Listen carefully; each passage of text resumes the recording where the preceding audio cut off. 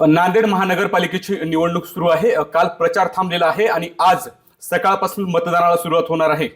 अशोक चव्हाण यांच्या विरोधामध्ये राजकीय दृष्ट्या दंड थोपटलेले नेते आणि राष्ट्रवादीचे आमदार प्रताप पाटील चिखलीकर आहेत आपल्यासोबत। साहेब, तुम्ही आज मतदानाला सुरुवात होणार आहे, मतदारांना काय आव्हान केलं जाणार आहे आणि काय पहिली प्रतिक्रिया असणार आहे?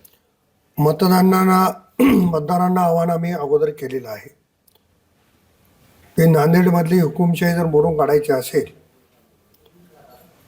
तर राष्ट्रवादी काँग्रेसच्या उमेदवारांना आशीर्वाद द्या, ही भूमिका आहे। आता मतदानाला प्रत्यक्षात सुरू होते, त्याच्यामुळं परत आव्हान प्रत्येक वेळेस करण्याची गरज नाही। जे आम्ही आव्हान करतो तेच करतोय। पण नांदेडमध्ये जी मक्तेदारी आहे ती कुठेतरी संपली पाहिजे। वैयक्तिक विरोध कोणाचा असण्याचं काही कारण नाही आहे, परंतु ज्या पद्धतीनं नांदेड विकासापासून कोसो दूर गेलंय ते कुठेतरी रस्त्यावर आलं पाहिजे, नांदेडचा विकास झाला पाहिजे, ही त्याच्या मागची भूमिका आहे। साहेब, काल प्रचार थांबलेला आहे, किती वॉर्डामध्ये मतदारांपर्यंत पोहोचलेले आहेत?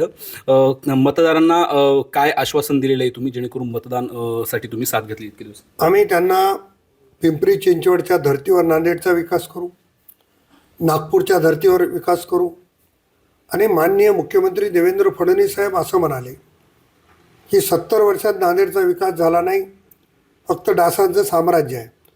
तर देवेंद्र फडणवीस साहेब राज्याचे नेते आहेत, त्यांच्यामुळे त्यांचं जे दुःख आहे ते दूर करण्याचा प्रयत्नही या निमित्तानं आम्ही करणार आहोत। बरं साहेब, मतदानानंतर उद्याला निकाल आहे, निकालाचं चित्र काय असणार आहे? किती जागांवर तुम्हाला विश्वास आहे की तुम्ही विजयी व्हाल?